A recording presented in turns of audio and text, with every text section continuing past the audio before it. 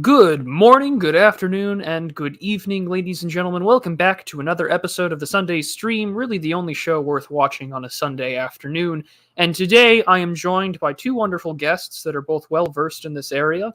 I am joined by Mr. Paul Fahrenheidt and Raging Mandrill. So hello and welcome.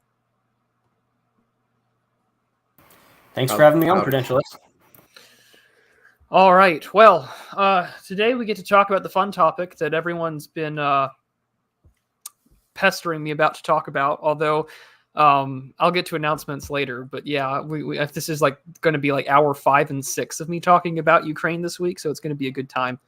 So I figured that for today we would just talk about the current situation at hand, some of the recent diplomatic developments, and then sort of just talk about the writ large picture, and then maybe go for hot takes before we conclude with announcements and Frog of the Week. How does it sound, gentlemen? Outstanding. Fantastic. So with that in mind, would you like to introduce yourselves? Paul, I know this is your first time on the channel, so if you'd like to say hello to the audience and tell them who you are. Yes, good evening. My name is Paul Fahrenheidt. I am a long-form writer. Generally is how I get started. I also make occasional appearances on very gracious hosts. I was on episode 1 of Thomas 777's podcast, which you can find on Substack. I've been on the Distributist channel before, and I've also dropped some audio with Kid Ace, who also does some stuff with Thomas. You can mostly find my work on my Substack, substack.com/Paul Fahrenheidt. And on and for Praxarchy, which is an up-and-coming publication generally associated with the AA sphere, with a lot of talented writers on that staff. I think Evelyn and Charlemagne and others have contributed articles to that publication. And his links are down below in the description. And Raging Mandrill, who is a returning guest who's been on here a few times, say hello. Hello, I'm back. Nice to be back. And all of Mr. Mandrill's links, including his YouTube channel, are down below. Links in the description. So let's just get into it. Seems like there's a lot of discussion, mainly, say, in U.S. sources or U.S. media or, anonymous sources stating that there's some kind of military action or incursion that is always imminent, always a discussion about the how likely the casualty count will be, that there's movement of certain equipment and sources and medical equipment being moved around. And it makes it kind of uneasy because a lot of these sources either come directly from, American sources, or they're always under the guise of anonymity, which always makes it a little uneasy to do. And it makes this sort of difficult, but I think we're going to try our best to give it to you straight and try and discern from the anonymity and whatnot. So both of you two gents have a bit of an intel or former military background, and you guys do a lot of research. Do you want to paint the picture for us? Sure. Yeah. I think so. Oh, sorry, Paul. You go ahead No, if it's you all want. good. I think we both waited for who would go first. Yeah. I have an Army background myself. I've done some intelligence work through the Army. I saw the fall of Kabul firsthand, or at least as firsthand as you could have gotten without actually being there. And my expertise is generally within land warfare. And then I'll pass it off to my opposite. And my expertise is in sea warfare. I'm ex-Navy. So we've got two gents that can definitely give us a more stronger background than I can from just the theory and bookend perspective. But yeah, like I have on the screen, a lot of it is just unnamed sources.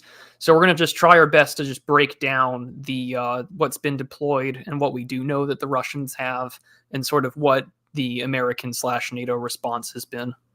So I think we were talking right before we went live about both naval and force deployments. So if we want to start with, say, the Navy, and then we can break it down to the armed forces and go from there. Sure. So Russia, in addition to its normal presence in the Black Sea, which consists of a variety of surface warfare ships and littoral crafts like the Tarantul class, they're recently seems to be chatter about what is I can only describe as a landing force. It's almost like what in the U.S. military we would call a expeditionary strike group. So it's a group of about 6 ships that have amphibious capability. So that seems to be fairly significant. And if you were Russia and wanted to redeploy ships from, the eastern part of Ukraine or Crimea and wanted to deploy them elsewhere, that would be a really easy way to do that and to outflank, the Ukrainian land forces.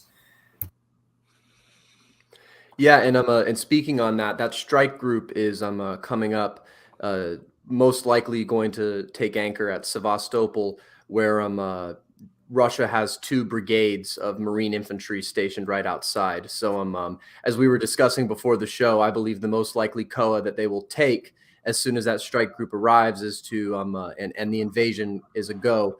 Those 2 brigades of Marine infantry will most likely attempt to seize Odessa and other related ports on that particular part of the Ukrainian coast. In addition, moving to the land side, there was this somewhat erroneous intelligence report, but if it's true, it does, it is significant. But there is a stockpiling of blood that is apparently going on in forward support companies around Putin's units available in the various fronts of Ukraine. This report comes from U.S. officials, which causes me to slightly doubt its veracity, because many of them have a vested interest in making the world think that Putin is going to come across the border any moment now. But if that is true, that is a preparation that goes on weeks, if not days, before an invasion. In addition, sorry, right, and no, just to piggyback off of that blood thing. So again, we also, if I remember correctly from what you were saying before the show, we don't exactly know precisely what is contained in the landing force that's coming up. So it could contain even more troops, or it could just be a supply run, but we don't know that quite yet. So if that is the case, where it does have troops, obviously you're going to be able to, get probably another couple more brigades of naval infantry. I hazard a guess that would be the case. Very much so, and I don't think they would need that many to seize Odessa. Honestly, this might be a bit of a risky estimate, but I think they could take it with the 2 that they have right now. To say nothing of the 2 army groups and 1 corps of motor infantry that they have in the Crimea. They have, I think, two corps of motor infantry in the Donbass. They have, moving to the northeastern front, they have 2 armies of motor infantry and another division of motor infantry with several independent brigades, as well as an armored division further down towards Rostov. In Belarus, they have 3 battalions of parachute infantry, as well as. Sorry, give me one more. So I'm switching through the map, as well as a division and another brigade of motorized infantry with some self-propelled artillery assets and air assets up there in Belarus. So basically, Putin has a lot of force concentrated around Ukraine, most typically within the Crimean Peninsula, where he has 2 armies and 1 corps. And recently, although this is week-old intel, recently there has been some massive military movement across the Crimea Bridge into Crimea. So that vibes with the reports that are coming in from elsewhere, especially in Belarus and around Bryansk, that massive, not just blood, but massive just general logistics reinforcements are coming to the map. No new units have been deployed as far as I know, but those units that are currently there are being equipped for something. Whether it is to defend or cross the border, we remain to be seen. So actually, I have 2 questions here. So for that that massive force that you have that's going into Crimea, is that just first, is that a redeployment, or is that just just more troops being moved there? Also, like how many are being moved? Because you said it's massive, so I don't know what you mean by massive. Is that like 20,000, 30,000 a division? I don't know. So that's the same question I have. And again, this is week old intel. One of the things that have been notable of this theater is that no one anywhere knows what the hell is going on. So I cannot give you a number of how many. The word that was used to describe it in the intelligence reports I looked over was massive. I'm not going to extrapolate that was of a logistical nature. It could just be a redeployment of remaining units that are on paper a part of these armies and that core that's there. And I would say that is the most likely thing occurring, as well as the logistical support. But that's just my guess. I don't have anything to base that on. That's just what my instincts are telling me. I do have a thread up that might be able to help us understand. So this was from yesterday. This is from Rob Lee. So to give some experience, Rob Lee is a PhD student at the War Studies at King's College. He's a former Marine, and he went to both, Columbia's International and Public Affairs University, and his focus is primarily on Russian defense policy. So I think we can just go through this and maybe break down some of the things that Rob had said, because this was sent to me via DM to look up. So it says reports say Russia has 83 BTGs near Ukraine, with another 14 in transit. That means Russia has one half of its total number of BTGs near Ukraine, which represents about half of Russia's total combat power. 14 more BTGs would bring a total to about 100, as U.S. intel had predicted. Where they've shown various declassified buildup in Belarus and parts near Ukraine. But he continues. Question, just so for our audience who might not understand acronyms, what does BTG stand for? From how I understood it was just battalion, but I could definitely be wrong there for Russia's stuff here. Let me look it up real quick. Battalion group or something? Russian battalion tactical group. Yeah, so it is a battalion. Okay. Modular tactical organization from a garrisoned Russian army brigade to deploy combat forces to conflict zones. So yeah, 83 battalions with 14 more in transit. So close to the 100 apparently that U.S. intel had predicted.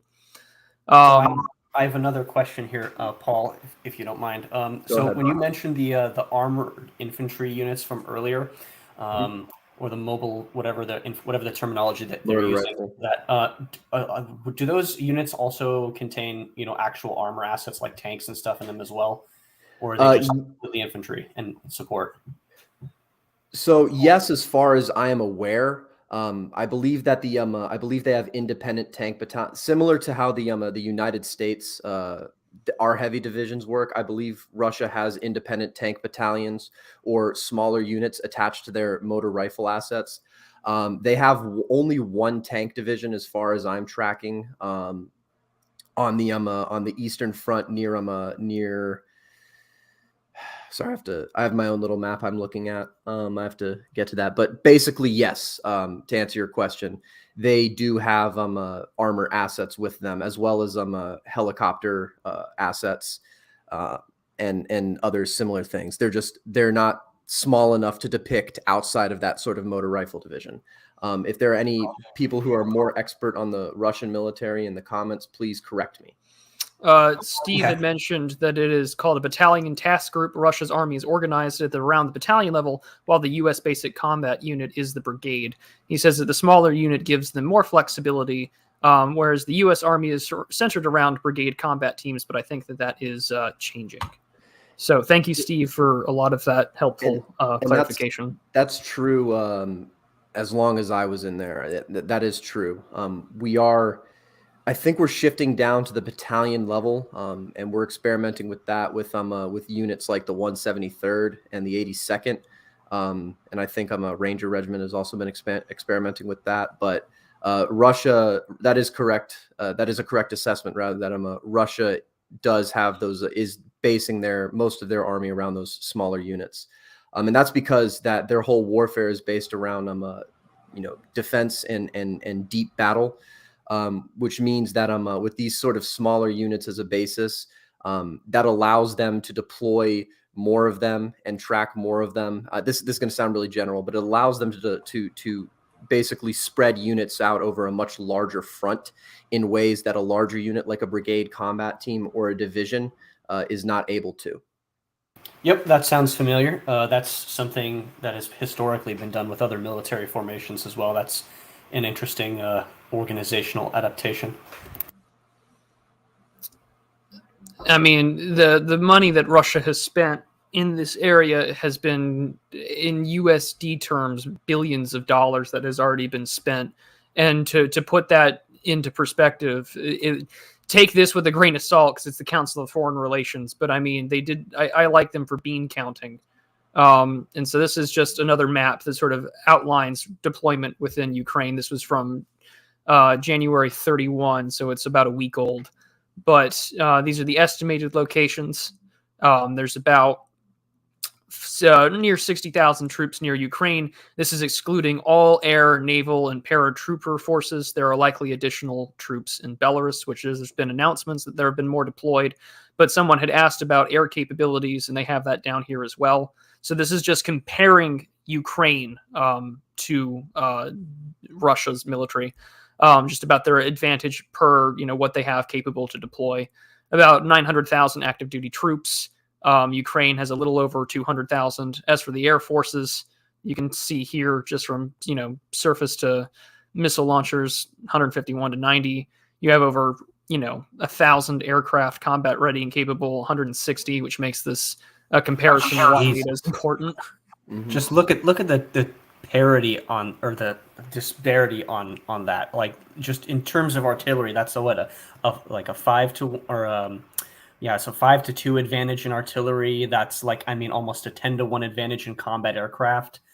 I mean, holy, 2 to 1 in surface to surface missile launchers. Do they show tanks? Just curious. Yeah, let me pull that up here.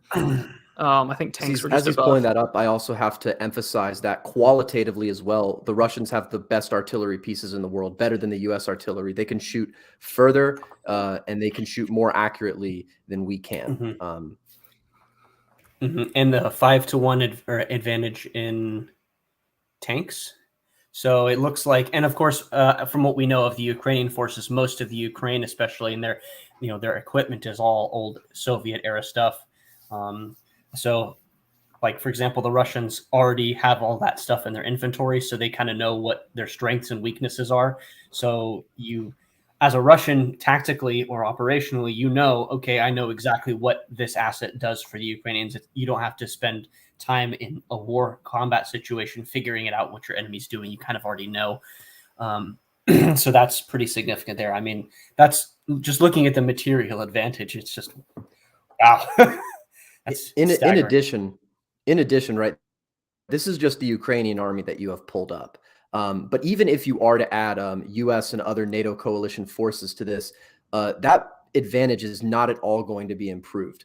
I think we were talking about this before the stream as well, right? If you look at troops available for the United States right now, right, I think the only 2 units that we have in Europe currently is the 2nd ACR, which is in Germany, and the 173rd Airborne, which is in Vicenza Air Force Base in Italy, right? And those are like brigade or smaller sized combat forces in terms of conventional troops, right?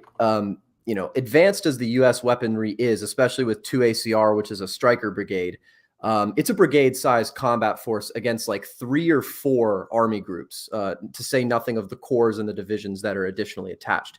They will last 3 hours at most, right, against a full-on onslaught of the Russians. And we are not. There was someone in the comments that was asking whether or not they were going to be deployed to Ukraine. The U.S. will not deploy troops to Ukraine. We never have.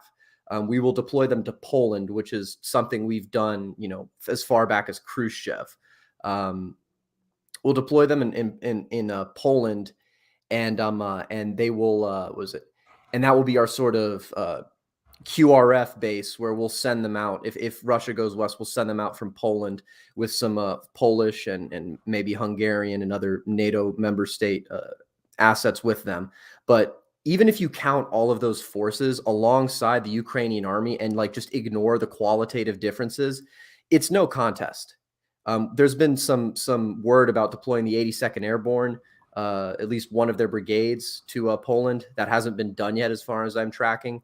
If we were to deploy some heavier units, like, you know, I'd think it maybe be 3ID would go because they're closest, and maybe some other heavy units to follow them. But even if we were to deploy them, that would take too long and it would cost too much money for us to put them in Ukraine. And at that point, even if we do have some sort of parity with Russia, they would have already probably taken half the country and would be suing for peace. So, yeah, you know, that's all I have for right now. Yeah, there's definitely the quality from Putin's perspective of a smash and grab type of operation, and as we've, you know, as many people have said before, that's just what Russia has on paper right now. There's also the I guess another factor of the irregular warfare, which is the Ukrainian, you know, Russian affiliated or Russian sympathetic militia groups. So I mean, just to talk about like area control, access denial, it's basically like just causing chaos in the behind the front lines while the Russians are invading, essentially, as a distraction. So, I mean, that kind of stuff where you can, you know, have them blow up bridges, destroy or disable critical infrastructure at very inconvenient times. That kind of stuff should not be overlooked at all. So that kind of, and I don't know exactly what the numbers are precisely on those militia groups, but I mean, just based off their geographic distribution and generally speaking in the east of Ukraine, they could be a very big hassle for the Ukrainian military forces should Russia invade. Very much so. And so the other situation that I thought that was kind of important to bring up, since we've been discussing the argument over, you know, the economic situation, right? We had that wonderful live, you know, blurb on the news, Cryon from I can't remember which news cast it was, but they were saying that live Russia invades Ukraine, which they happened to do a very short correction, which many began to think, you know, what would that impact be on the economy? And a lot of people have said that Ukraine is in a difficult situation due to its economic position. Which I kind of want to bring up because it does provide us an interesting point here. So, for instance, in terms of foreign debt, Ukraine's external debt accounts for 80% of the country's nominal GDP in 2020. In 2019, it was 79.1%. So not a particular amount to consider here. But the Wall Street Journal, just earlier this morning, had given us a discussion over Ukraine's economy with the headline, and I'll share it on screen now so we can all take a look at it. Remember, kids, always archive. So this is from earlier today, from 6 hours. Actually, it's from the 3rd, but it was archived just a few hours ago. Ukraine fails to raise new debt as Russian invasion threat looms, and investors balked at lending to Ukraine longer than 6 months in a bond auction this week. But the important part here kind of came out down later into the article, and this is what I wanted to read to everybody. Quote, Ukraine has financial lifelines from the West. It received funding from the International Monetary Fund late last year with a loan program extended through June. You had something there you wanted to add? Nope. Nope.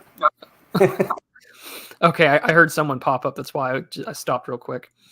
But continuing on, the European Union's executive arm said last month that it is working to provide a new loan package worth 1.2 billion euros, about 1.36 billion US, for Ukraine, and would begin looking at additional long-term lending packages.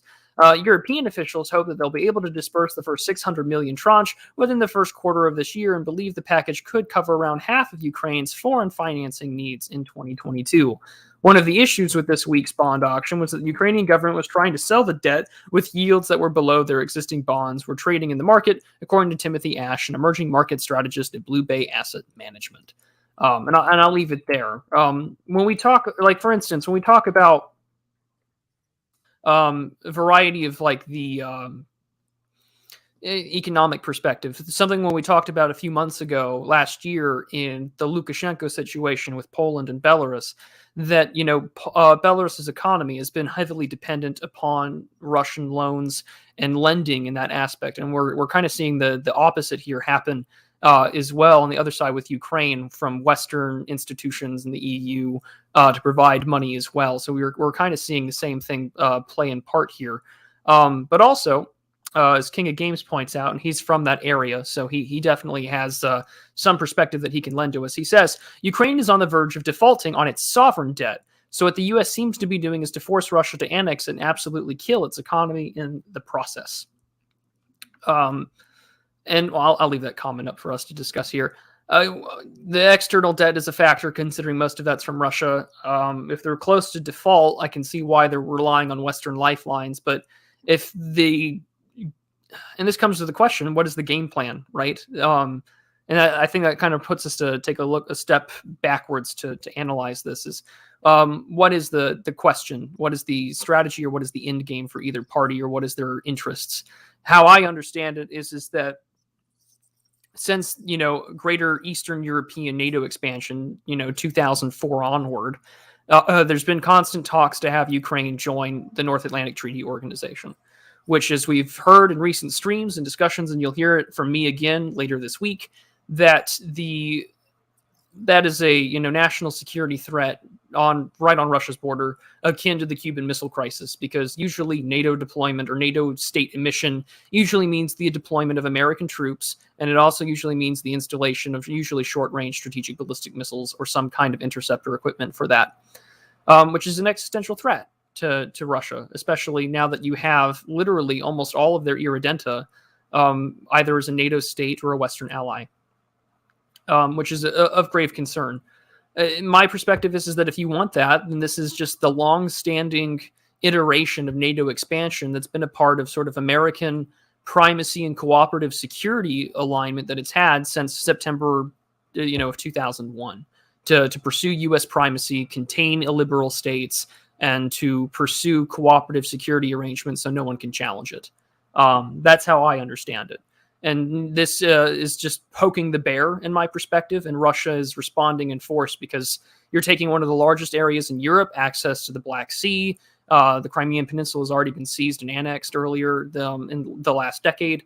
All of this is telling to me that this is sort of a poking the bear situation, and the bear is responding in force. Yeah, I would definitely agree that this is a poking the bear style situation. So I'm not exactly sure what the GAE's plan here is on this. So I mean, other than an ideological opposition to Putin's regime, and also the Russian desire to oppose the Russian desire to unite portions of Ukraine with Russia. I mean, the Russian attitude on this is basically that, this area is essentially Russian. And there are multiple thinkers who have talked about this. Dugin has spoken at length at this in his books on the Fourth Political Theory, among other places. And basically he considers this area to be part of Russia, not just on a material level, on a population, ethnic level, but also on a spiritual level as well. So there's definitely the ideological opposition here. And to me, it just seems like the U.S. is gearing up for this conflict because it needs to do it, because it is foundering at home. So as we know from politics, if you're foundering at home, you get involved in conflict abroad. So that seems to be the GAE's game plan, if there is one. I'm going to take a slightly different opinion from Mr. Mandrill here. I believe that the GAE is going to cut their losses in Ukraine. I don't believe that they're going to fight for it. I believe that they're gonna abandon it. They've already started evacuating their embassies, which the U.S. and Germany did, and I think other NATO states are doing so as well. And the rhetoric from the West, at least the looking past the surface meanings, the rhetoric from the West has been they're not going to fight for Ukraine. No one wants to do it. I don't think I have seen anything in my life that more people did not want us to do than go to war in Ukraine, in terms of just anecdotally and looking on Twitter and all that. And in addition, right, like there's nothing there to fight over. It's strategically, one of the least viable pieces of earth. It's worthless earth. I don't want to say anything bad about Ukraine to any of the Ukrainians in the chat, but comparatively, it's just farmland. It's just farmland, and the GAE has bigger fish to fry, I think. And so I think that they're going to back down. I think they're going to make a big fuss. They might pass some sanctions, but Putin will be forgiven for that because he stood up against the West. And I don't think while they think the sanctions may hurt the Russian economy, I don't think the people domestically in Russia will hold that against Putin. Yeah, and the interesting thing here, I've seen comments in the chat here about what happens if the Russians only take the eastern part of Ukraine. In other words, the portions of Ukraine that are the most heavily ethnically Russian. Well, I think from the perspective of the United States, that's the worst of all possible situations optically, right? Is because then the Russians are going to be able to say, look, I only am taking the areas which are, Russian, basically. This is my, what we consider to be our sovereign territory or ethnic territory, basically. And, that is a way, even though most of the GAE is going to, use the mustache man narrative here and the Sudetenland, et cetera, that is going to peel off support for any sort of armed conflict in the West. So that is something to look at on what the decision making here is if Putin decides to give the green light. Mm-hmm. And so what I have up here is sort of a breakdown. This is probably not as accurate. As you can tell, it's from the 2001 census, but this is the one that constantly keeps getting cited. So I would imagine that, because of recent events and what happened after the Euromaidan protests, that we're not going to get accurate data, so we have to speculate. But this sort of gives you an understanding of the parts of Ukraine that have primarily of an ethnic Russian standpoint. And of course, this is something that Huntington, even, Tom Clancy and all of his spookishness wrote about. This is something that Peter Zeihan has wrote about. And this is something that even Dugin and all of his weird Rasputin-esque positions on geopolitics have talked about. And I say this as someone who's read Foundations of Geopolitics by Dugin. But this is something also to keep in mind when we refer to this. And if you want a good understanding of this breakdown, I would refer to you also to the election that happened in 2010, wherein Yanukovych took power or was elected. Of course, they kind of claim that it was not a very good election, but it's not like the West should be talking about election, things like that. But here you can kind of tell the blue being primarily areas of interest of who voted for Yanukovych, who's mainly sides with the Russians. Yanukovych, of course, taking a better deal at the time of the Euromaidan protests over whether or not to join the European Union, taking a more lucrative Western package. I mean, that can be a debate for a whole other day, the history of the 2014, 2015 era. But this kind of gives you an interesting split of the country of Ukraine, just telling you how they voted, in which direction they went in. This is already after the Orange Revolution that had taken place a few years earlier at that time. So we can kind of see where the fault lines have been driven. And there you go. You have the Crimean Peninsula. We have, Donetsk and the Donbass regions over to the right. So this is an area of significant strategic importance because down below, you give Russia's access to the Mediterranean. And I'm going to leave this map up here just so we have a little bit of context. But I noticed that Steve had posted a really good comment saying, Transnistria is in the southwest part near Moldova. Ethnic Russian separatists are there too. Yes, and this is something that Semyagog puts a ton of emphasis on. And I kind of agree with him because if we take a look at the larger map between, sort of the area of, Kaliningrad, formerly Koenigsberg, and Transnistria, you have a really nice fine line that goes down to the right, or just right down this like cleavage line of Ukraine, down to Ukraine in that area, from Kaliningrad down to Transnistria, which sort of illustrates Russia's sphere of influence, its irredenta, parts in which we've sort of encroached upon with Poland, Lithuania, Estonia, Latvia, all being now NATO allies, putting Russia in, of course, a very difficult situation to acknowledge these issues. But yes, Transnistria is very important, and there are ethnic Russian separatists there. I just wanted to bring that up because I know very much something that Semyagok has made me think about. Go ahead. Just a quick thing here. So just because I noticed something with the maps that we've had up here with the military distribution of and the order of battle that we had up earlier, as well as this map right here with I guess a little clearer ethnographic distinction. So I just wanted to point out here, like, given the distribution of Russian forces and geographically this area in the east here, which is all a lot of ethnic Russians and etc. So should Russia decide to invade and actually use a landing force to invade the southwest of Ukraine, Russia also has a whole bunch of forces in the northeast as well. So essentially you can from the perspective of Ukraine, you can actually like make a pincer move on an operational level. So you can kind of cut off the entire eastern portion of the country from the western portion if you are able to link up those forces. So, I mean, just from that perspective, operationally, that's incredibly important to note there. And let's also go ahead. Go ahead, Paul. No, I was just gonna add to what he was saying in terms of that offensive action. This is also, the area in Ukraine, and pretty much all of Ukraine where Putin has forces concentrated, including in Belarus, right? These are steppe lands. All right, this is ideal terrain for armored warfare. All right, Putin has tons of armored assets throughout these, through all around the borders in the various fronts, whether they be in the Donbass, whether they be in Crimea, whether they be near Kursk or Bryansk or Belarus.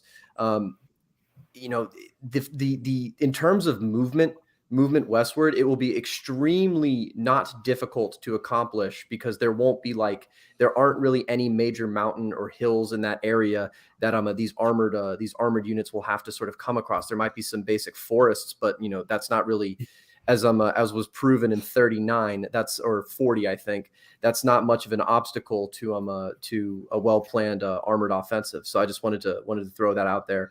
Indeed. And from the geographical perspective, just looking at the rivers there, I mean, look, what's the only major river? It looks like the Dnieper, right? So conceivably with, irregular forces, you could use the Russian paratroopers that Putin has stationed up there in the northwest in Belarus. And he also has the irregular militias. So if you wanted to, take bridges and hold bridges and key strategic points like that would be very, very simple for you to do. So Ukraine does not have a good position here at all.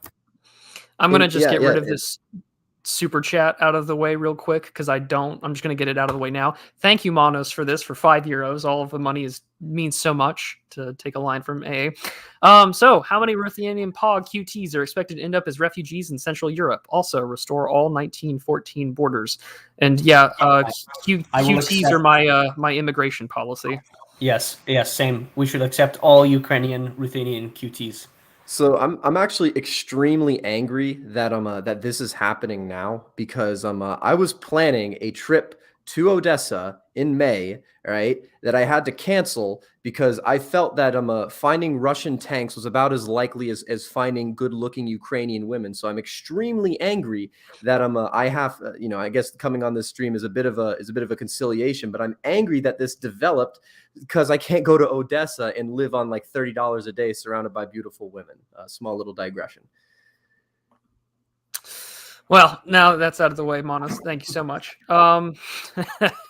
Let's carry on to some of the bigger pictures, because while there has been talks that started in January 10th of last month that were supposed to, mitigate the situation, what had came out of it was basically that the Russians had stated that the United States and its allies under the North Atlantic Treaty Organization have not acknowledged any of Russia's primary security concerns, which of course is access to the sea, Crimean Peninsula, and of course maintaining its, sort of its pushback against ongoing NATO expansion.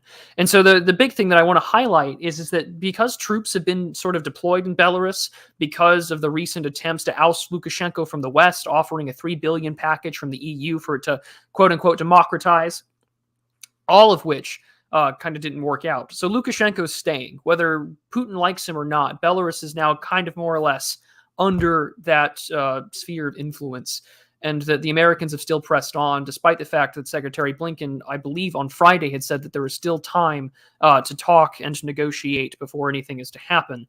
And I think that this gives us a very good transition to start moving on about the diplomatic efforts that are taking place here. Because while things are not necessarily working great between the United States and the Russian government or their respective, CSTO or NATO allies in terms of their respective counterparts, this does mean that there's room for bilateral talks and bilateral negotiations to happen between nation states. And so, lo and behold, the one person who has his own geopolitical ambitions within the European continent has been that of France. And President Macron has actually been over there discussing this issue. And so this is from the BBC. This was from 40 minutes ago. Macron says that a deal to avoid war is within reach. And I'm just going to read a little bit. French President Emmanuel Macron has said that he thinks a deal to avoid war in Ukraine is possible, but that it is legitimate for Russia to raise its own security concerns. Ahead of a visit to Moscow, Mr. Macron called for a new balance that would protect European states, but also afford Russia respect. Now listen to that last word, respect. We'll come back to it. He restated that the sovereignty of Ukraine was not up for discussion. Russia has massed troops on Ukraine's borders, but denies planning to invade. And Moscow has made a string of demands that includes that NATO Defense Alliance rule out Ukraine becoming a member and that it reduces its presence in Eastern Europe. But before leaving Paris, Mr. Macron told I'm not even going to try and pronounce that newspaper, that Russia's objective was not Ukraine, but clarification of the rules with NATO and the EU. And so the two things that I wanted to point out there: New Balance, not the sneakers, but if you're a dad, that's acceptable, and respect. So if you recall, a few weeks ago in New Delhi, there was a defense conference that had some German officials there, and one of them was one of the naval chiefs, in which he had said that Russia is a necessary partner in an ongoing geopolitical struggle against China, and that Putin wants respect and deserves it. Unfortunately, he was forced to resign, but I find that to be important here, because there's a lot of language that has kind of existed in sort of this interventionist primacy age that reminds me of sort of David Fromm's Axis of Evil. If you're old enough to remember that. And we're kind of seeing the same thing here. I mean, there's already been comparisons about ethnic Russians and what Russia considers irredenta territory to the Sudetenland, to harken back to 1939 and to harken back to Munich, all of which, right, sort of plays into these old narratives of what, AA calls the boomer truth regime, which I'm very inclined to agree with that term.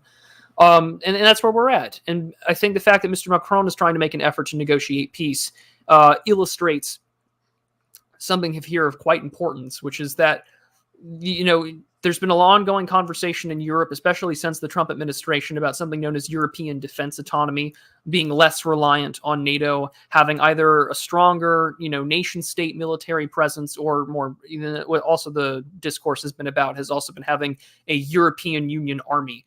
Which, if you've noticed, and I think someone in the chat just kind of pointed it out, this sort of back and forth has been about, Germany and France advocating for these same ideas and trying to have, their own leverage over European Union affairs, that old Franco-German rivalry. But it also plays a really neat balance in mind when it comes to the issue of the counterbalances. So one of the things that the United States has been worried about post Cold War has been a strong, close relationship between Russia and Germany, which also partially explains its movements eastward with NATO, and also explains a lot of its movements when it comes to Russian gas having leverage politically and economically over Germany and the European Union. And that's what I'll just leave it at that and open it up for discussion. Yeah, on Macron, I'm actually very surprised considering his proclivities towards a European army.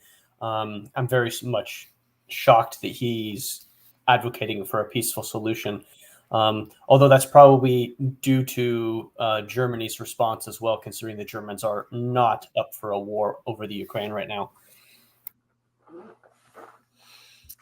Paul, do you have anything that you wanted to add? I mean, this is when we stop leaving my area of expertise. I don't really have much to comment. I just think this is a nothing burger. I don't really think Macron is going to do anything that has to do with anything in regards to this situation. That's basically my opinion. Yeah, I'd agree. It's not in the interest of France or Germany, and I look at those two specific because they're the leader states of the EU. So if they get involved, I mean, the rest of NATO and the EU is probably going to get involved in some way somehow. So if those two are not looking to gear up towards a conflict, well, you're probably not going to have one. Or if it is going to be a conflict, it's going to be solely the United States acting by itself. Well, I do actually, since we're on the topic of wider diplomatic consequences, I do want to draw attention. I don't know if you've spoken about this Prudentialist before, but I do want to draw attention to the Russian naval exercises that are being conducted off the southern coast of Ireland, directly over the transatlantic communication cables. And there are going to be, Irish fishermen will be protesting that. So they'll be a few miles away, but they'll be like, tailing these Russian naval exercises. So I think this is a demonstration of force from Russia, not only to the U.S. But also to the U.K. That, well, hey, look, we can very easily sever your communication lines immediately if we would like to, and there's not really much you can do about it. So I wanted to draw attention to that and make that part of this relevant topic of discussion of the European countries trying to cut their own deals with Russia behind America's back. Yeah, I actually did bring it up on Friday, but I'll mention that more towards the announcements. But I'll just say it now. I was on with Imperium Cast recording a conversation on Ukraine on Friday, and I believe the issue of the Ireland fishermen protesting came up because the original plans for these naval exercises off of the Irish coast happened to take place inside of the exclusive economic zone of Ireland. So they moved a little ways out, but originally their plans were right over those undersea cables, which sort of illustrates that if war is to happen or if anything is to occur, you're not going to necessarily have it's not going to be just straightforward kinetic conflict. Obviously, warfare has evolved.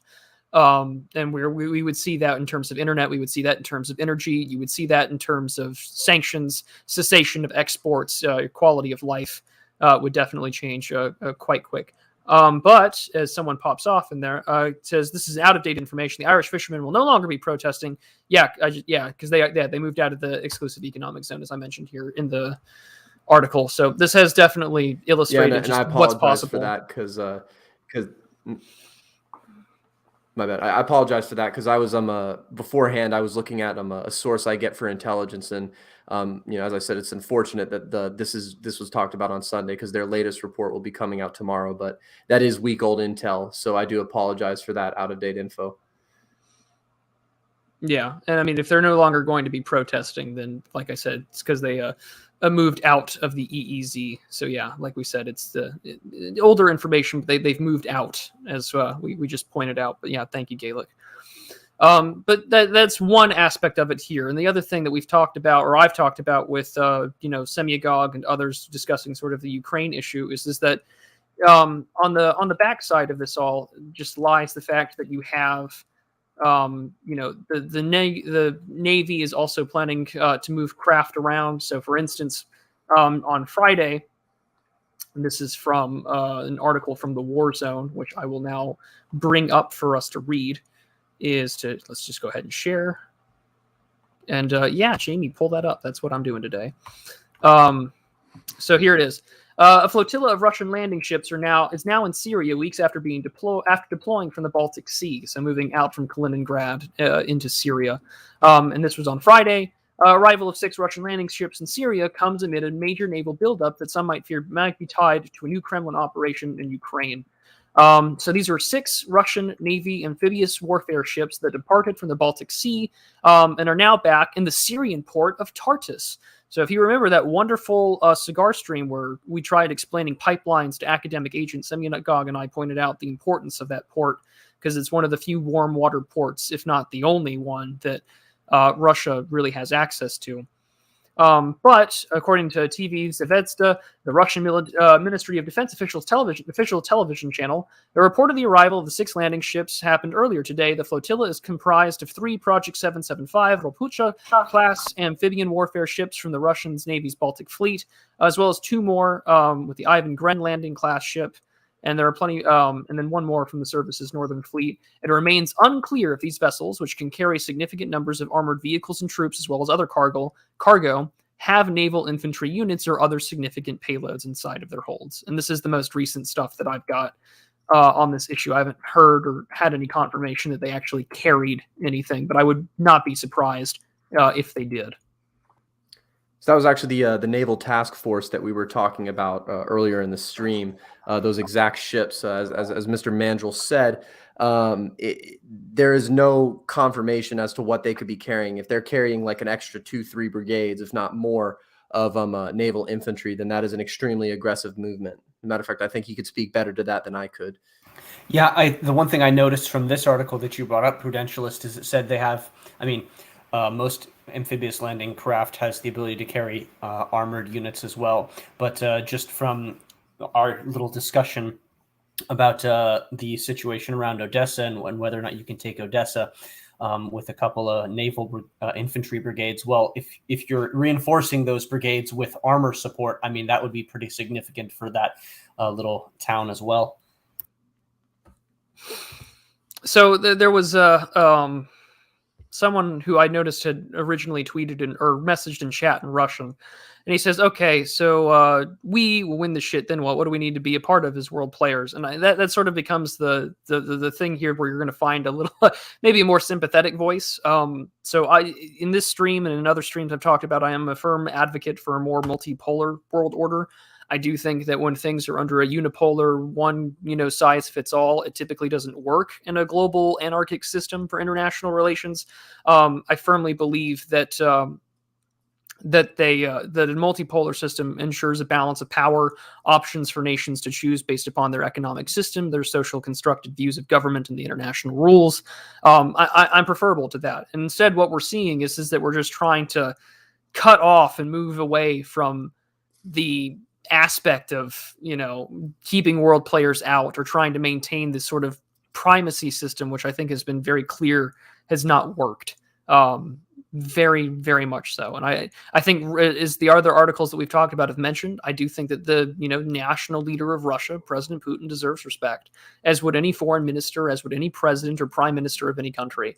And the fact that, once again, we're watching an intelligence apparatus, a internet war of memetics and news articles and anonymous sources play out, it's very indicative that we're not playing sort of by that old Westphalian tradition. And that's it's the way that we're at. But let's see. Dave Bergeron asked, what about that internet line? They didn't cut it. I'm just saying that that's where they originally planned to have exercises over until the Irish government asked them to get out of their exclusive economic zone. I'm just saying that it's very possible for that to be the case. So yeah, that was my take there. I'm going to address a question in the chat here, Prudentialist. Steve says, wonder what they're doing in Syria. Well, I can probably explain exactly what they're doing in Syria. So that 6-ship force that the Russians sent down there, they're probably just making a port visit, right? So if you assume that all of these ships have been coming from, the North Sea fleet, they got to go all the way around Europe. They have to pass through the Strait of Gibraltar. And, eventually if they come up through into the Black Sea, they're going to have to go through the Turkish Strait. So what they're probably doing is they're probably just making a port visit to a friendly country that has a deep water port. And they do that to, give the crew liberty because they've been underway for probably about a month now, if not more. And they also do things like minor maintenance, take on stores, et cetera, to prepare. Because if you've been on any sort of ship, that the food has a tendency to run out if you have a ship with hundreds of people on it. So yeah, they're going to need fuel, they're going to need food, they're going to need basic maintenance things done that they can only do in port. So that's probably what they're doing. So thankfully, Dave Bergeron pointed out something to me. It was apparently another cable. So earlier, this was on November 11th, 2021, so a few months back, 4 months actually, Norwegian undersea surveillance network had its cables mysteriously cut. The Seafloor Ocean Observatory off the coast of northern Norway can detect submarine traffic, which could make it a prime target for the Russians. And so apparently it was cut. Undersea sensors off the coast of northern Norway were able to collect data of passing submarines, amongst other things, have been knocked out, according to the country's state-operated Institute for Marine Research, or IMR, has revealed. The cause of the damage is unknown, but the cables linking the sensor nodes to control stations ashore said they had been cut and then disappeared. This raised suspicions about deliberate sabotage. So... Actually, yeah, I have something to, now that Norway's been mentioned, I have actually something else in that intelligence report I looked at. Norway and Finland, I think Norway, prompted by this particular event of their cables being cut, have started dusting off their old civil defense programs, and they've started basically doing the necessary preparations for any sort of wartime scenario. There is a rumor going around that the Norwegian government has sent a letter to around 400 people identifying their vehicles as Norwegian military assets, so that during the case of war, they would come and seize those citizens' vehicles. However, that's erroneous. We don't have a confirmation of that letter. However, I think this event and possibly the rising tensions, if Norway and Finland are preparing civil defense scenarios, then that might lend credence to governments taking this, at least European governments taking this threat from Russia more seriously than in the past. Because I don't think these governments would go like ostriches and stick their heads in the sands at any sort of threat of Russian intervention. So I think just off of this line being cut, I think that might have been the big catalyst for these civil defense preparations. Yeah, I'm interested to hear where this line runs to and from. That's something that's interesting to me. If you could see where exactly it's going to. Doesn't look like they have a picture. See if we can find a map here. Oh, here's one. So it's in the north of the country. Oh, okay. Well, that's significant. So they did say that the amphibious ships came down from probably the North Sea Fleet. So I'm assuming there's probably at least one that came out from their Archangel. So that wouldn't surprise me at all if that was in preparation for this op, if they actually did cut it. And this was mainly for monitoring sea traffic, primarily for detection of submarines and the like. But Dave Bergeron also points out this was an armored line. It was safe against undersea tectonics. So, I mean, if they can cut that, then I can imagine that vulnerable undersea cables for internet and things like that matter would be an open target to cut off communication. Right. I'm not surprised. Right. And, it's also important to note here with the submarine thing. I mean, we're just talking about with like surface vessel traffic. We're not actually talking about submarines. So yes, I would very much expect that if Russia is sending, an amphibious force, you would also reasonably expect them to be sending submarines to the Black Sea as well. And then GSP points out, I'll have to confirm this, but if this is true, this is kind of interesting. More gas was used in 2021 than in any year since 2008, and he later follows up in Europe, which I kind of find interesting because, 2008, 2021, which, years of severe economic issues, whether it be dealing with inflation, whether it's energy prices, just an interesting observation. Kind of makes you think, considering Europe's energy issues, the Nord Stream 2 pipeline, the history between Russia and Ukraine over, transit fee issues within overland pipelines into the country.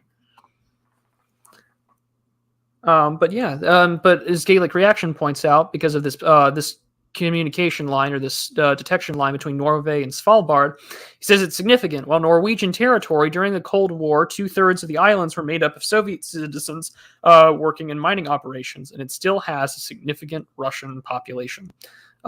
Which, I mean, considering Norway is also, a member of the North Atlantic Treaty Organization, this all makes it for interesting, speculation there about what could be. So I'm going to address the comment by Stonehat here. He says, isn't it quite easy to detect submarines entering the Black Sea? Yes and no. generally speaking, I would expect, since, diesel submarines are slower than nuclear submarines, generally speaking, and they're also a little quieter. So the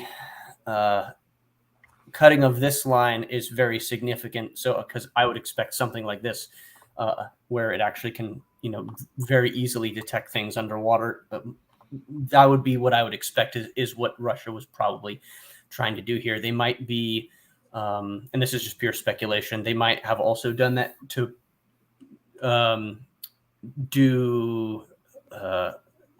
to make it less easy to detect their diesel-powered submarines, I'd expect. And just from a geographical perspective, I mean, the Russian Kilo class is very, very capable. It's probably one of the most capable diesel submarines out there right now. And it's one of the most preeminent Russian submarine threats just because it's very quiet. And the geographical consideration that you have to make here is obviously in the Black Sea, everything has to pass through the Turkish Strait, basically, right? So in the event of any sort of conflict, hypothetically with the United States and Russia, that's going to be an area of key importance. So, if you have a very slow moving asset, which, has very, very quiet and has torpedoes and missiles and things like that, that's pretty much where I'd expect the Russians to station something like that is right near the Turkish Strait or the Strait of Gibraltar or anything else where there's a choke point where a slow moving asset like that would be able to do some damage. Well, since you mentioned the Black Sea, that's why I brought up this other archived New York Times article, because if you've been following sort of everyone in our circles, whether it's the Syria discussion or whether it's Kazakhstan, you kind of noticed that Turkey has been playing a major role in its relationship to Russia, a sometimes NATO ally, sometimes wavering, sometimes purchasing Russian military equipment like the S-400 missile. But Turkey has thrown its hat in the ring to sort of push back against Russia and other areas, whether it be in the Armenian-Azerbaijani conflict, trying to take care of its own ethnic issues in northern Syria and having a stake and claim there. And then now, when we're talking about the Black Sea, Turkey, according to the New York Times, sometimes a wavering NATO ally, backs Ukraine. In a public rebuke of Russia, Turkey will expand supplies of one of Ukrainian army's most sophisticated weapons, a long-range Turkish-made armed drone. This was, I believe, on Thursday, February 3rd. Kiev, Ukraine. President Recep Tayyip Erdogan of Turkey agreed on Thursday to expand supplies of one of the Ukrainian army's most sophisticated weapons, a long-range Turkish-made armed drone whose use in combat for the first time in Ukraine last fall infuriated Russian officials. Mr. Erdogan's decision to provide weapons and diplomatically back Ukraine was a public rebuke to Moscow and another complicating factor in the mix of cooperation and conflict between Turkey and Russia, historical rivals for supremacy in the region around the Black Sea. The promise of more arms for Ukraine, especially in the offensive weapons like that of the Turkish drone, is an extremely sensitive issue for Moscow, which claims that its security is threatened and that it has no choice but to mass troops on the Ukrainian border. The Ukrainians, while welcoming diplomatic support, have said that what they primarily need are more weapons to deter any attack. So, again, here we are moving back and forth with the Turkish-Russian rivalry. Very cool, very tense. Purchasing of equipment, of course, but this is not the first time that the Turks have used this equipment before. And in fact, they've also announced with this drone announcement that they want to also have some manufacturing of said drone work in cooperation between Turkey and Ukraine to strengthen this relationship. So if the Black Sea is to be an area of interest for possible kinetic conflict, I would expect very swiftly for the Turks to sort of close it off, access to the Mediterranean. And this is off of the recent back that they've purchased more German naval equipment, the Turks have in recent years, sort of making it a more complicated European affair than one might initially think. But don't let everyone speak up at once. I think actually this might be a result of the little hullabaloo that went down in Kazakhstan a couple of weeks ago, or at least tangentially related to it, because CTSO is having a difficult time expanding itself right now. Mostly, I think, mostly because Putin is currently has the majority of his forces deployed on Ukraine. So I think Turkey might have felt stepped on or insulted by Russia's involvement in Kazakhstan, where Turkey itself is another of the major players. So I think that might be one of the reasons why they made this diplomatic decision. I am not at all an expert. That is just me connecting two things that I heard that are somewhat related. Yeah, I mean, also don't forget, Russian involvement in Syria. So, I mean, just obviously that whole region is the way that it is. So, yeah, I mean, those are probably two aggravating factors that the Turks are thinking about. And let's see here. Lucky Pants asks an interesting question. He says, thoughts on NATO's cold response exercise in regards to Ukraine. So the cold response exercises, I believe, are planned for the beginning of March. I think it's like March 3rd to, I want to say the 20th. Or no, it's 23rd through 30th of March, so just a week long. And it's meant to take place in international waters adjacent to the Norwegian territory, with a large maritime and field presence. So it's a Norwegian-led winter exercise taking place every other year with NATO allied countries. So, I mean, it's going to include about 35,000 soldiers from, I believe, 26 countries. I mean, they're still on. They're still scheduled. I think that this is probably also going to serve as an effective response and demonstration. Heaven, forbid anything happens in the meantime of, NATO military capability, naval forces, deployment of troops, and so on during a wintertime engagement. So, I mean, to me, I think what it would be is just an exhibition of exercises in the same way that what the Russians have already begun to do outside of Ireland. That's my 2 cents on it. Yeah, I think there's actually similarities here to this is actually something me and Thomas discussed on the podcast that we're at, the Reforger exercises as well, which stands for Return of Forces to Germany, in which the U.S. deploys. I don't know if we're still doing them. We might be, but in which the U.S.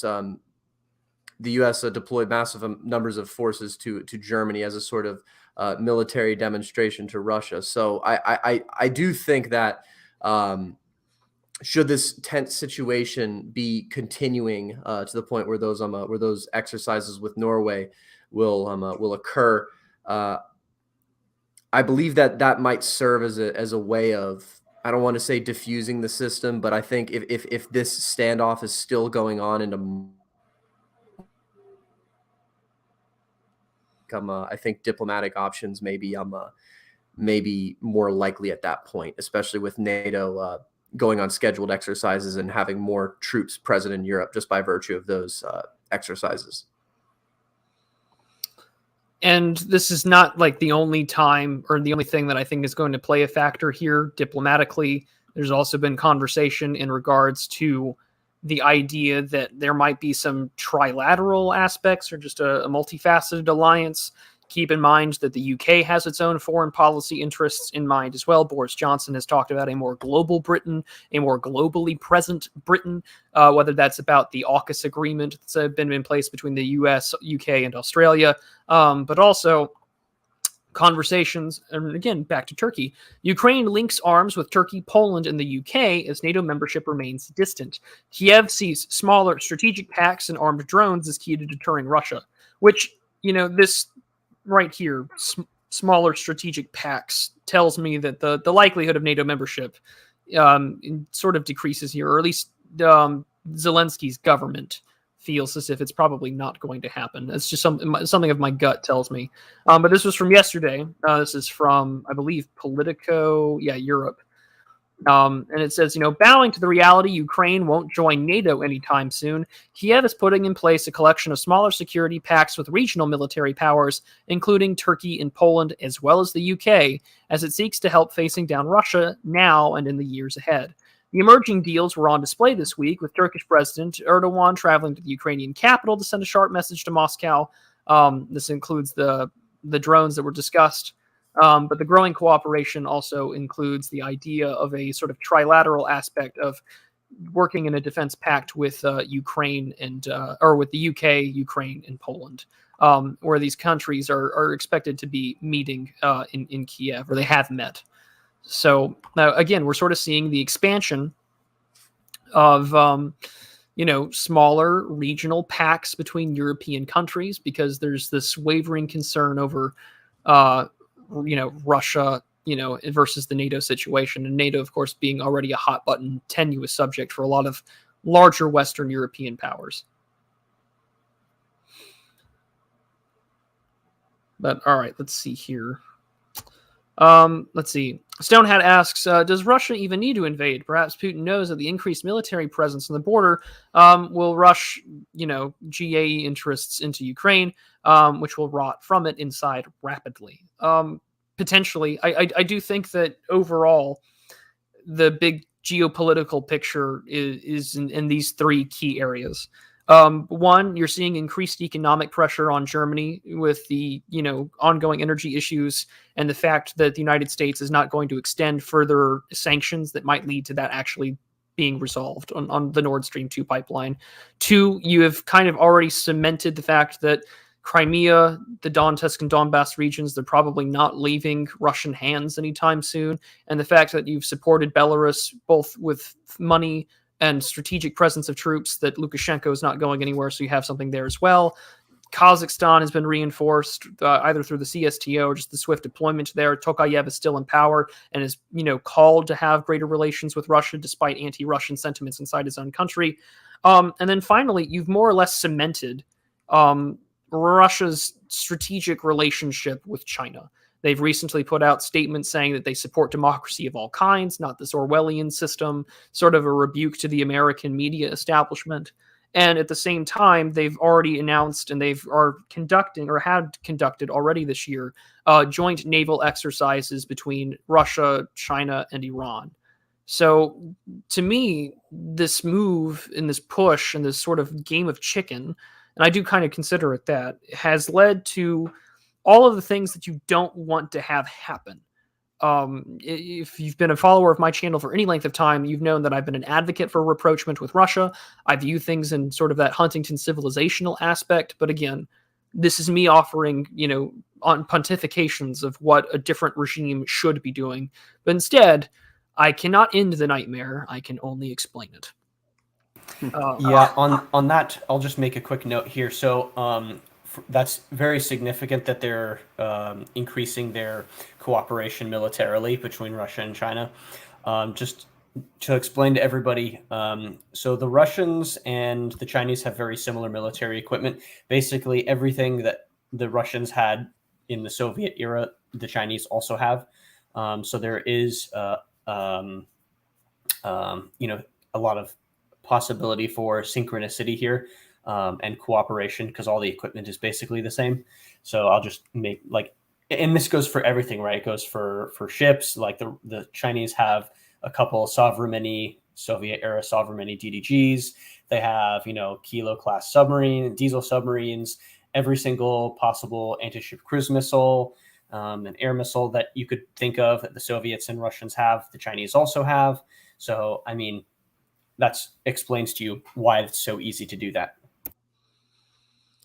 Yeah, and I'm gonna take a broader thing here. Just generally speaking, to the U.S. diplomatic establishment, we don't really have any strategy at all. Generally, I think our strategy is just Putin bad, Putler bad. We're gonna try to whip up as much hysteria as possible, and then generally be schizophrenic and not set any sort of goals whatsoever. Which is why I really just don't believe that the West in general, whether it's the gay or the EU countries or anything like that, I just don't think that they will die over Ukraine, or they'll let anything in regards to a movement of force be responded to with force. So it's slightly unrelated. It's just it's a restatement of that. I don't think the West is ready or willing or able to stop anything of Putin going west and taking Ukraine, at least as far as the Dnieper. Yeah, I'd agree with that. And I would say that just as an add-on to that, it really comes down to how game Vladimir Putin is and how game the Russians are. How much cost are they willing to pay to gain this territory here? And I kind of think that kind of gives us a good way to now move to sort of just the overall picture things. You guys have given your takes, and I guess I'll give mine here. I don't think, heaven forbid, there's false flag stuff. I mean, there was, the State Department got into hot water earlier last week where the State Department Spocks got asked by the Associated Press, can we see this information about this so-called crisis actors false flag video that the United States claims that the Russians have, where you guys will, go forward and do it. But I mean, and they got called out. It's like, hey, we've had, alleged issues in the past, whether it's, weapons of mass destruction or the alleged use of chemical weapons. And we would like to, put that out there and understand it. And, the State Department spokesperson didn't have anything. So, I mean, things to keep in mind with that factor being said.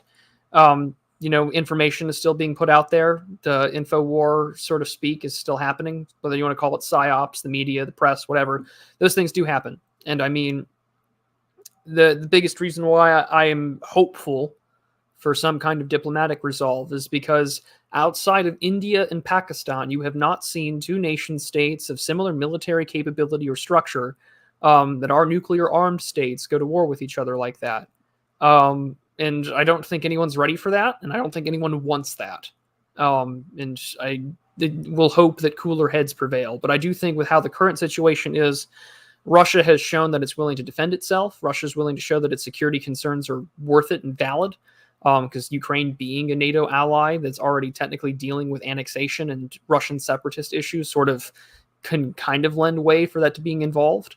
Who knows? Mm-hmm. So, yeah, I don't think that you will get war unless it is provocated, and I don't think it will necessarily be unless there's casus belli for it to happen, or at least by the Russians to perceive it to be, and who knows how that might be caused. But I do hope that isn't the case. And I do hope that if Macron is right, that there is still time for peace, and let it happen now. But that'll be my take there. I have a very black pill take on that, actually. So the history of weapons and warfare development has not been particularly kind to those who wanted to restrict the utilization of various weaponry forms throughout, history. So, I mean, we in our paradigm, the WMD thing is so destructive that everybody kind of just doesn't want to use it. But historically, it is, true that any restrictions on WD usage, whether that's, legally or otherwise, typically get thrown out the window the moment somebody decides to use them. My take is Thomas's take, and Thomas believes that war will not break out at least until later in the century.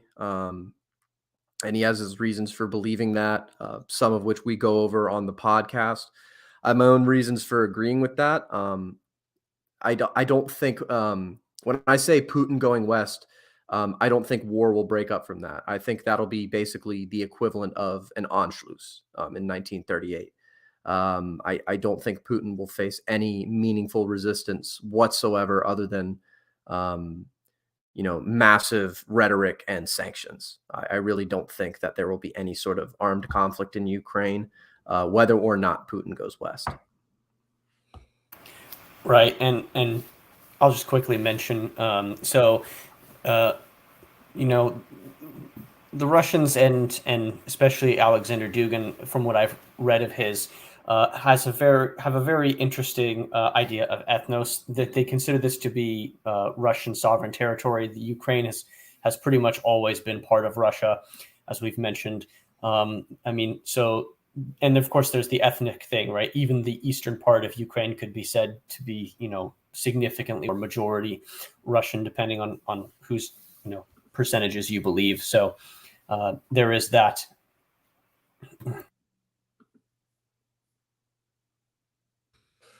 Well, I think that kind of gives us a good way to sort of wrap up sort of the military analysis. We've taken a look at the larger diplomatic picture. We've given our takes.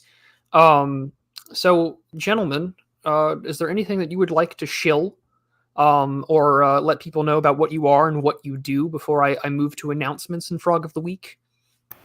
Yeah, I actually, speaking of Alexander Dugin, and I have a reply coming up for Settler's Lament, which I'm probably going to publish later this afternoon or this evening.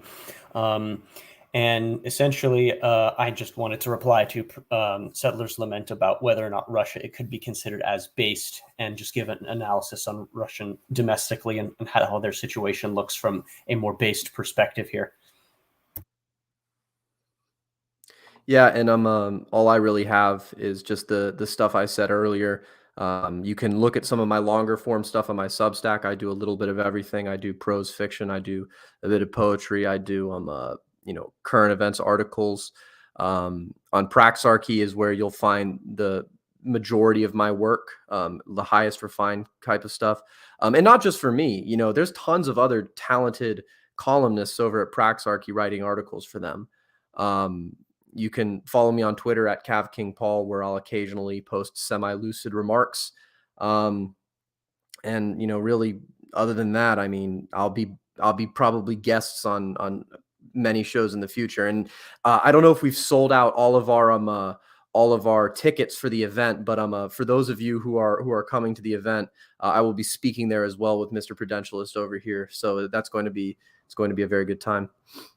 Yes, and I will also be in attendance for the event as well, although I won't be speaking. I do believe all of the tickets have been sold, but for those of you in the States that are going to Nashville in a couple of weeks, you will see all three of us there, and you will all get to see what we look like, and Mr. Fahrenheidt and I will also be speaking. So let's move on to announcements, ladies and gents, and of course everyone's favorite part to the end of the show. So again, I'm working on some larger stuff in mind, but the event has taken up most of my time writing my speeches and stuff. So there will be 2 quick videos out right before I leave, and then it'll be larger projects. So there's going to be just a quick 5K subscriber thank you and channel update video that I'll have out hopefully either tonight or Monday. So again, I'm very thankful for all of you for subscribing. I can't believe that in a short amount of time, just a little over a year, we've gotten this far. And then after that, it'll be a real talk video on just analog horror viewed from the right. I find that to be very interesting. As I mentioned earlier, I did a recording with Imperium Cast on Friday with Mike and Joel. So it'll be a good time, I think. It'll be fun to talk about Ukraine. We talk about democracy, liberal hegemony, social constructivism. It'll be a very, very good conversation. I don't know when it's going to come out, but do keep your eyes out for it, and I will shill it out when it does. And again, I'll be attending the event later in a couple of weeks. I will be speaking and attending. I can't wait to meet all of you wonderful people and all of my fellow creators. You guys are fantastic. And then patrons will get access, hopefully, to a video that'll hopefully be a series. That'll be a reading series. I hope that you all enjoy. And if you want more Ukraine conversation, I will have a more in-depth policy prescription write-up on this subject this Thursday on my Substack. And then after the event, we'll have 2 big projects, the film review and the video on regards to transplant patients being denied organs because of their vaccination status. And so that's a very near and dear topic to my heart because I got mine a little over 8 months ago, or almost 8 months ago. And to see so many other people who are basically being told to die. So you'll get angry me, and I don't show that very often, but yeah. So with all of that in mind, let's get to everybody's favorite part. Paul, I know that you're a little new here, so I always end these sometimes dour or black pilling lectures with something known as Frog of the Week. We just sort of showcase a different frog species, and it's sort of the more uplifting stuff. So we're all ending our Sunday afternoons on a good note. So let's get started.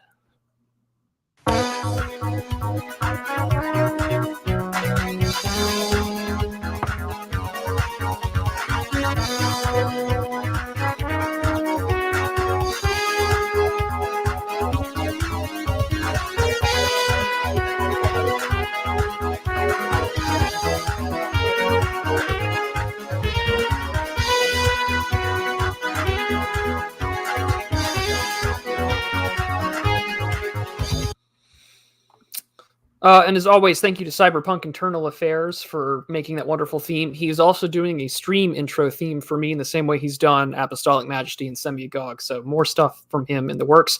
He is on Twitter for Cyberpunk Internal Affairs. Go look him up. He's also on YouTube. His stuff is fantastic.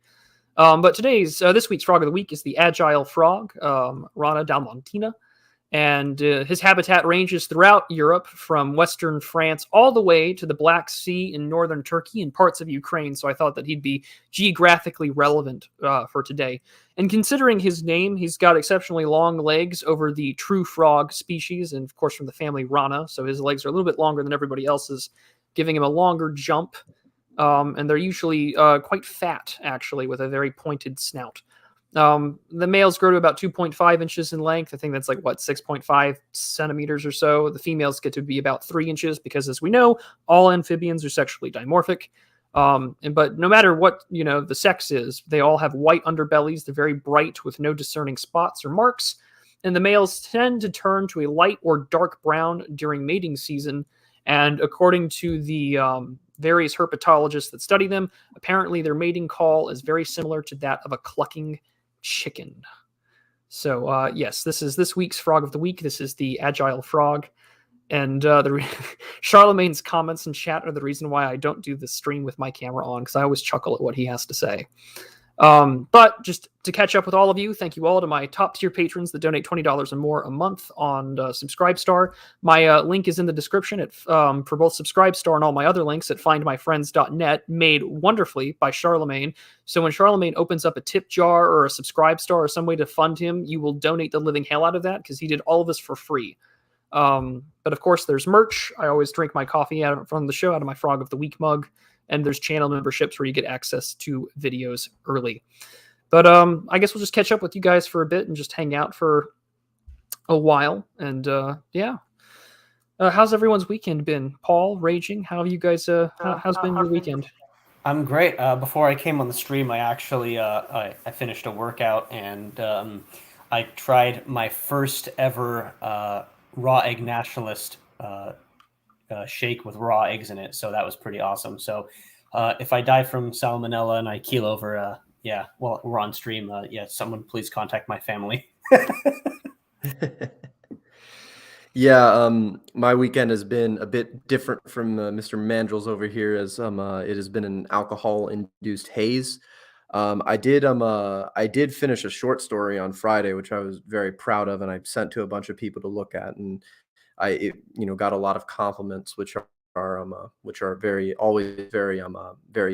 what's the word? Basically, they make me feel like I don't remember the word at this moment because I'm an autist, but they make me feel like I'm doing the right thing and with long form writing. But I actually have to go do my workout after this stream because unlike Mr. Mandrill, who seized the day, I waited a bit too long. So it's been good other than that. Yeah, unfortunately, my gym closes at 4, and by the time I'd be able to drive over there, that's like another 20 minutes, so I wouldn't be able to even get really much in, so I had to go earlier today. But yeah, I mean, this weekend's been good. I got quite a bit of my actual speech written for tomorrow, or for the event. I got most of it done instead of it just being an outline, which I'll probably try and finish this afternoon. But yeah, no, it's been a good weekend. Church was wonderful this morning. Liturgy is beautiful as always. And I stayed for the community lunch because I started pushing. I used to do this at 3 o'clock Eastern, but moving it to 4 Eastern has made it a good time to do things what I want socially. But it's been a good weekend. But to hang out with you all. Jake points out to subscribe to them, Stronger Together. Yes, all of their links are in the description. Paul Fahrenheidt does excellent writing. Mr. Mandrill is making his way and making videos, and he's also on Twitter. All three of us are still on Twitter, so thank God no one's been taken off Twitter live on air. Poor Clossington, that happened to him. But Yes, yes. I don't do anything on Twitter to get me booted. I will be there until the day Twitter crumbles, probably. I take risks. I take lots of risks. Yeah, I do that on Telegram. That's what Telegram's for, in my opinion. Tom Nguyen asked if I play any tabletop wargaming. I've played a little bit of like Team Yankee and stuff like that, but I mean, for tabletop stuff, I enjoy like long stuff. So like, if you've ever played Twilight Imperium, that's one of my all time favorites to play, just because it's something that you got to carve out a whole 12 hours for. I like the sort of grand strategy stuff. Yeah, So actually, I on used a to play Warhammer 40k a lot. Like I was a huge 40k nerd when I was a teenager. So yeah, I play tabletop war games. when I was a teen, I played Flames of War, which was the direct predecessor to Team Yankee. It was made by the same group of guys, and I got out of tabletop gaming before I could really get into 40k. But yeah, tabletop gaming is a lot of very bright memories of going to tournaments and the like everywhere. With my painted little tiger tanks and panthers and my German Panzer Grenadier infantry and all that. Yeah, and before Fantasy Flight Games bought up like they no longer own it. I think it goes now to Atomic Gaming or whatever. But like before Fantasy Flight Games bought the Star Wars license, they had a really good predecessor called Wings of War, which used to be old prop planes that you would like plan out your maneuvers on cards and then trace them down to like dogfight. Man, that was a lot of fun. I think they did World War One as well as World War II aircraft. That was a great game. But that one's pretty good. And then Herlock Sholmes, I almost mispronounced that there. He says, I tried playing a board game called Diplomacy once. It was quite interesting. I think I own that. I don't think I've ever opened it and actually played it, though, but now I want to. I've played it once. It's interesting. I'm familiar with all of these games because I worked at a hobby store that like didn't even sell like model stuff. Like their whole thing was just board games and tabletop games. So for like a whole summer, I spent my money on various nerdy things that I immediately ceased after I stopped working there. One of my favorite sort of board games that has no real it's just a dumb sort of party game is this one called Killing Dr. Lucky. And I shield this every chance I get a chance to talk about like board games and shit. Because the whole premise is that you are all invited to this like old man's house, and it's basically reverse Clue. Instead of trying to find out who the killer is, everyone wants to murder this old man and inherit his estate and his wealth.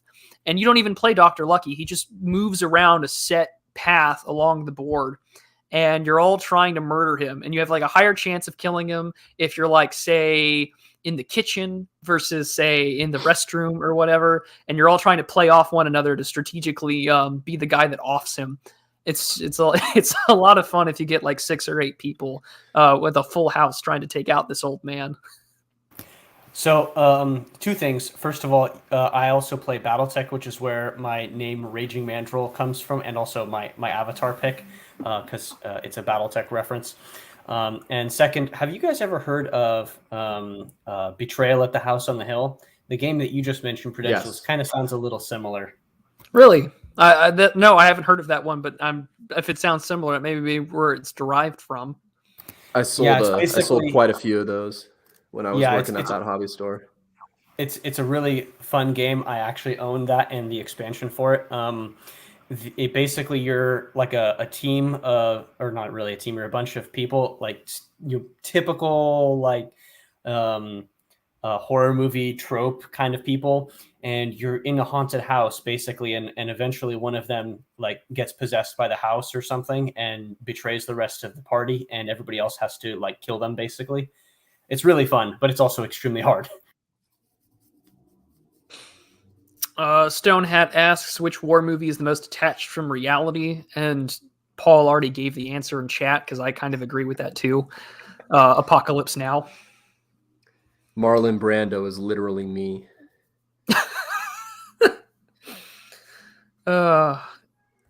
Yeah, I mean, there's Apocalypse Now, and then I'm trying to think out of all of the war films I've seen, which one seems the most I've got a unrealistic. personal favorite one, Kelly's Heroes.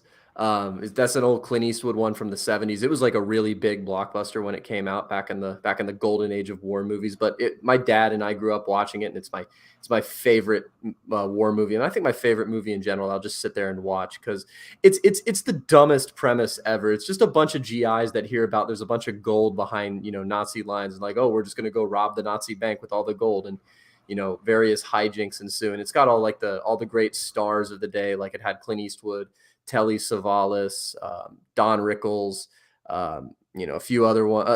The Oddball, the character, Kiefer Sutherland, I think, unless I fucked up his name, but Oddball is the most iconic, I think, character in any war movie. So that's why I have to, like with the Sherman tanks where they weld pipes to the end of it to make the gun look bigger, or they modify the engine, or they shoot paint rounds, right? Like I think that's pretty detached from reality as well.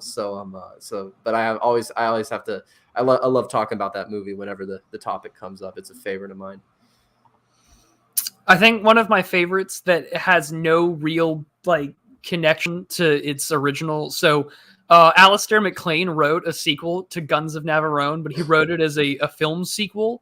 The book, so he wrote it as a sequel from the film adaptation. But they made a movie out of it in 1978 after they originally said that they were going to make a sequel. And it has like none of the original actors, and it stars like Robert Shaw, Harrison Ford, and I think like Edward Fox. And that one's also basically completely unrealistic, where it's just like, yeah, this is a clandestine mission. We're supposed to like take our own plane and go. We take this black guy who's being arrested by the MPs, and he just hops along with us, and we're gonna go blow up a Nazi dam. It's detached from the sequel, but also like like reality. But man, do I love that movie so much, because we picked it up by like pure happenstance. My father and I were just like, oh, like Guns from Navarone, and the movie opens with the ending to the Guns of Navarone, and I'm like, what the hell is this? This isn't the movie that we wanted to watch, and we just stuck for it because it's like, well, we might as well see what happens. Maybe it opens with like the ending and then it goes back to the beginning. But no, there was no Gregory Peck or anything. We're just like, okay, well, we're just gonna go watch this now. I would say as I've aged, probably my two favorite war movies that I've come to love are probably Waterloo and A Bridge Too Far. Those are probably my favorites at this point. Yeah, those are two extremely good ones. A Bridge Too Far is just probably the best way you do in an ensemble cast with the vignettes of different characters. It's very good.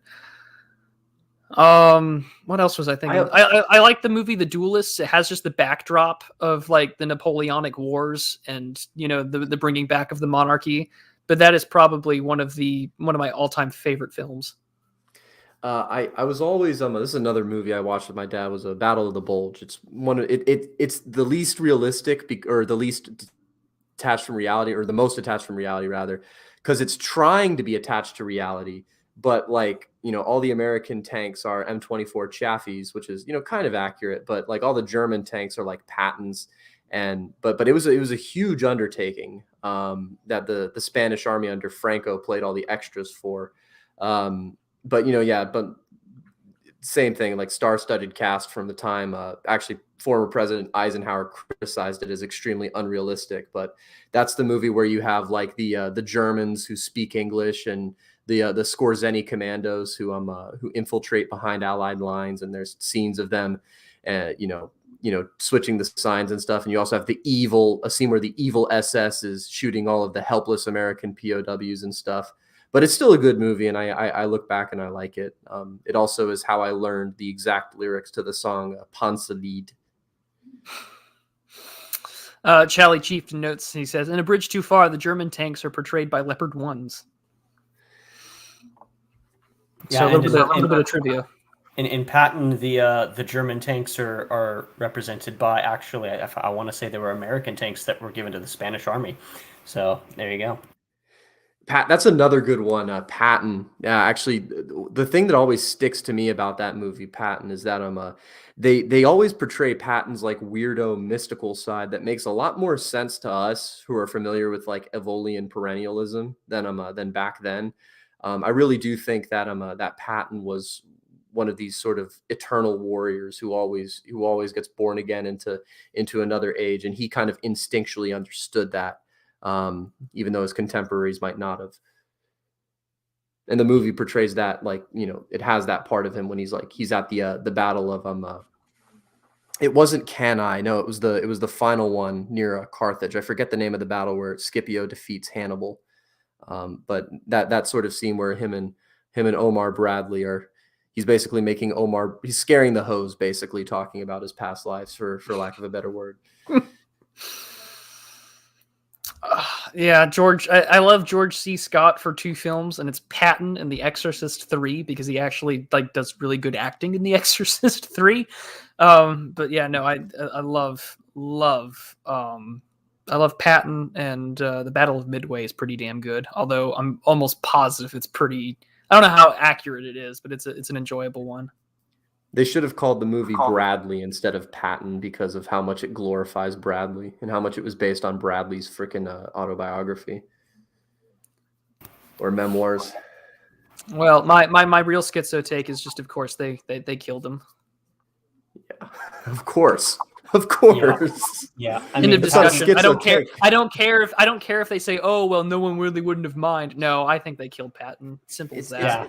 He's too much of a liability. He's like screaming at people on the phone of like, "Hey, we fucking fought the wrong enemy. Let's go after the Russians now." Like, of course, he's a massive liability, and it would not surprise me. Well, and he was also going to come home and he had political ambitions. He was going to come home. He was a massively popular dude. He was going to come home and start a political party of some sort, and they couldn't have that. And that's why they wanted similar issues with MacArthur, except they kind of got rid of him by giving him another Philippines to rule over as absolute emperor, which was Japan. Yeah. So yeah, but he wanted to nuke the Chinese. Well, yeah. I mean, yes, that's back when they wouldn't have had the capacity to retaliate. I'm not saying that he should have, but I mean, you know, you had the force multiplier. How could they have fought back? Yeah, it's so strange. Like the most like base people, most quote unquote reactionary people always end up having really horrible personal outcomes under the current system. It's odd that, you know. Yeah. Well, we're at the hour 40 mark. So gentlemen, do you have any final words or anything that you want to just let people know about or anything else? No, I'm good. I've chilled enough. I have one thing. I am currently writing what will either end up being a series of short stories or a novel. I have not figured out how closely related the narrative is, but yeah, that might be something to look out for in the next coming months. That's all I got. All right. Well, all of their links are in the description down below. My links are down below. And as always, by all means, like, share, and subscribe. And most importantly, go ahead and check out my Subscribe Star. You get access to videos early. And you guys make sure that my medication stays really, really affordable. Greatly appreciate it. And until then, I will see you all next week. For the Americans in chat who are going to the event, I will see you all then. And until then, leave. Bye.